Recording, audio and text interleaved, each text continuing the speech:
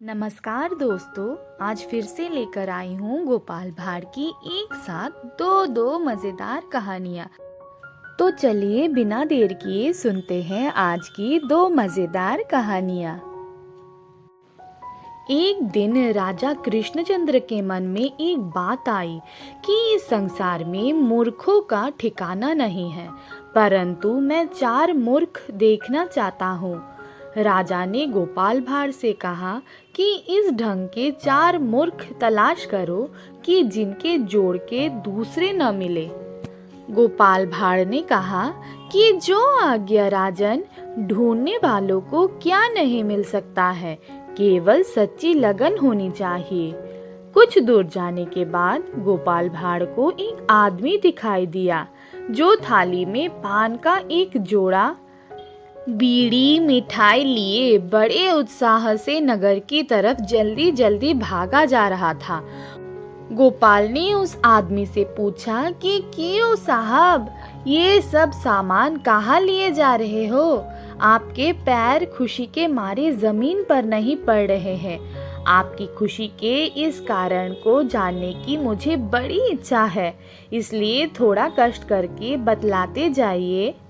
उस आदमी ने बातें टालने की कोशिश की क्योंकि वो अपने नियत स्थान पर जल्दी पहुंचना चाहता था, परंतु गोपाल ने उसे बार बार आग्रह किया। तब वो व्यक्ति बोला, हालांकि मुझे देरी हो रही है, फिर भी आपके इतने आग्रह करने के कारण बता देना भी जरूरी है।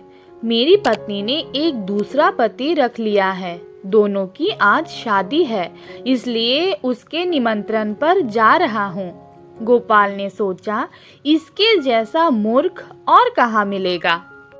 गोपाल ने अपना परिचय देकर उसे रोक लिया और कहा, तुम्हें राजा के दरबार में चलना होगा, तभी तुम निमंत्रण में जा सकते हो। वो राजा के दरबार का नाम सुनकर डर गया, लेकिन लाचार होकर गोपाल के साथ चल पड़ा। गोपाल उसको लेकर आगे बढ़ा। राजा के दरबार में जाते समय रास्ते में एक घोड़ा सवार मिला। वो स्वयं तो घोड़ी पर सवार था, परंतु उसके सिर पर एक बड़ा गट्ठर रखा हुआ था।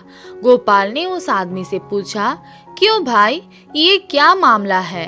अपने सिर का भार आप अपनी घोड़ी पर लादकर क्यों नहीं ले जा रहे हो?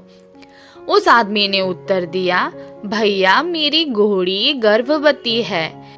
इस अवस्था में अधिक बोझ वाला गट्ठर मैंने अपने सिर पर रख लिया है, ये मुझे ढो रही है, इतना ही क्या कम है? गोपाल ने उसे भी अपने साथ ले लिया। अब दोनों व्यक्तियों को अपने साथ लेकर राजा के पास पहुंचा और राजा को निवेदित किया, ये 4 मूर्ख आपके सामने हैं। राजा ने कहा, ये तो केवल 2 ही है, अन्य 2 मूर्ख कहाँ है? गोपाल झट से बोला, तीसरा मूर्ख स्वयं हुजूर है, जिसे ऐसे मूर्खों को देखने की इच्छा हुई, और चौथा मूर्ख मैं हूँ, जो इन्हें ढूंढकर आपके पास लाया हूँ। राजा कृष्णचंद्र को गोपाल के विनोद युक्त शब्द ने प्रसन्नता प्रदान की, और जब सबने उन दोनों मूर्खों के बारे में कहानी सुनी तो पेट पकड़कर हंसने लगे। गोपाल भाड़ के पड़ोस में एक गरीब परिवार रहता था। पति पत्नी दोनों मन के लड्डू खाने के आदी थे। एक दिन गोपाल ने उन्हें बात करते सुना। पति कह रहा था, मेरे पास कुछ रुपए होंगे तो मैं एक गाय खरीदूंगा। पत्नी बोली, मैं गाय को दूहूंगी, मुझे कुछ हंडियां लानी होगी। अगले दिन वो कुम्हार के यहाँ से हंडियां खरीद लाई। पति ने पूछा, क्या खरीद लाई? अरे, ये कुछ हंडियां लाई, एक दूध के लिए, एक छाछ के लिए, एक मक्खन के लिए और एक घी के लिए। बहुत खूब, पर इस 5वीं का क्या करोगी? पत्नी ने कहा, इसमें अपनी बहन को थोड़ा दूध भेजूंगी। क्या अपनी बहन को दूध भेजेगी? ऐसा कब से चल रहा है, मुझसे पूछे बगैर? पति चिल्लाया और उसने गुस्से में सारी हंडियां तोड़ दी। पत्नी ने जवाब दिया, मैं गाय की देखभाल करती हूँ, उसे दूहती हूँ, बचे हुए दूध का क्या करूँ, ये मेरी मर्जी। तेरी मर्जी? वाह, मैं दिन भर हाड़-तोड़ मेहनत करके गाय खरीदता हूँ और तू उसका दूध अपनी बहन को देती है। मैं तुझे मार डालूंगा। पति घुर्राया और सब बर्तन बाहर फेंकने लगा। आखिर गोपाल से रहा नहीं गया। उसने पड़ोसी के घर जाकर पूछा, क्या बात है, बर्तन सब बाहर क्यों फेंके जा रहे हो? ये औरत अपनी बहन को हमारी गाय का दूध भिजवाती है। तुम्हारा गाय? गोपाल ने पूछा। हाँ, वही जो मैं पैसे की जुगाड़ होते ही खरीदने वाला हूँ। अच्छा, वो गाय? गोपाल ने कहा। पर अभी तो तुम्हारे पास कोई गाय नहीं है, या है? पड़ोसी ने कहा। देख लेना, मैं गाय जरूर लाऊंगा। अच्छा, तो ये बात है। अब मुझे पता चला कि मेरी खेत कौन बर्बाद करता है।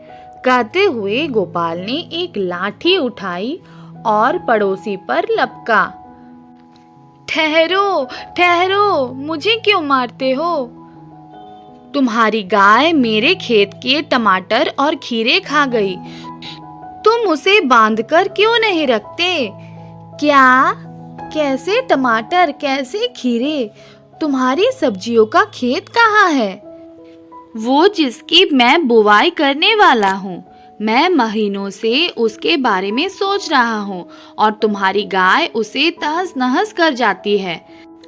अचानक पड़ोसी के आंखें खुल गई। वे जोर से हंस पड़े।